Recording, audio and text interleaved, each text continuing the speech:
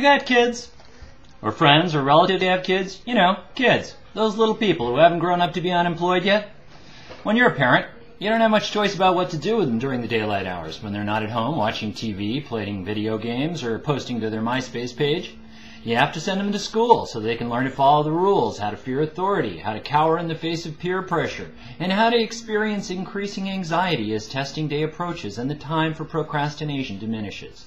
Without these skills, they will be naked before the world, and they may suffer disorientation when they see thieves rewarded with more money to steal, bullshit artists turned into world leaders, and people who eat worms on television turned into reality stars.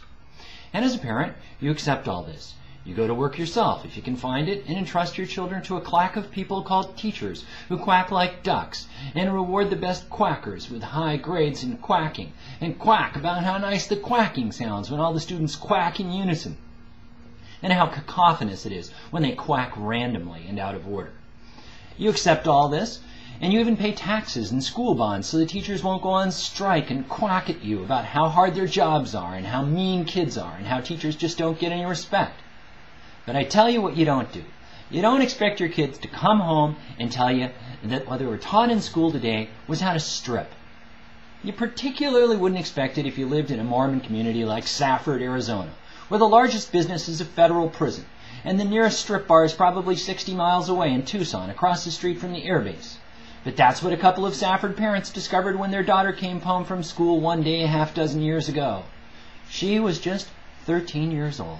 A preppy kind of girl, as she remembers it, a gentle little creature with tender feelings, and a body just starting to turn to womanhood when she was called to the principal's office and taught how to take it off. There in school, where her parents couldn't protect her, where those who were supposed to protect her had suddenly turned into sexual vampires, indulging in a sick impulse to leer and humiliate her, they made her take off her shoes, her skirt, her blouse, and then they told her to pull her bra away from her chest and move it side to side, and made her do the same with her panties. And oh, what were they looking for? Acid? Heroin? Crack? Crank? Switchblades? No, something far more dangerous. Something so dangerous, so likely to cause instantaneous derangement of the adolescent mind and senses that not a moment could be wasted. Yes. Ibuprofen. Hey, don't look at me like that. Ibuprofen is a powerful pain reliever, just like OxyContin and Vicodin, the drugs that turned Rush Limbaugh into the heartless monster that he is.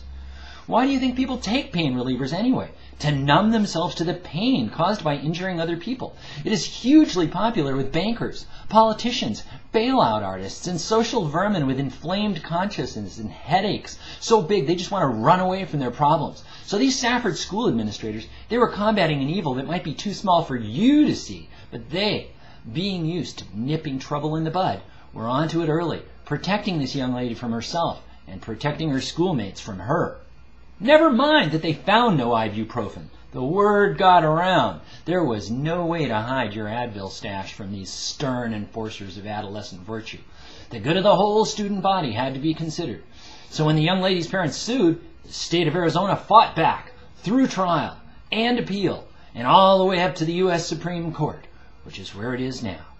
That's a lot of lawyer hours spent defending the right of school officials to get an intimate view of their students.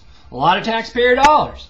But once again, there are powerful factors at work that compel this type of government activity. It's all about the big picture, not just about one girl. This could open the floodgates of litigation, Your Honor. It would incentivize parents to file lawsuits for money, filthy money, and expose the public treasury to being looted by every child who had to expose their genitals for the good of the school. And that would chill dedicated public servants in the performance of their duty to explore every nook and cranny when necessary to fight the scourge of Advil use now threatening the nation. Your values would have to be on upside down to not see where the real danger lies. After all, a young woman's virginal assets aren't tainted when viewed by people without prurient impulses, people who just want to find the Advil. But lawsuits, now there's something dirty.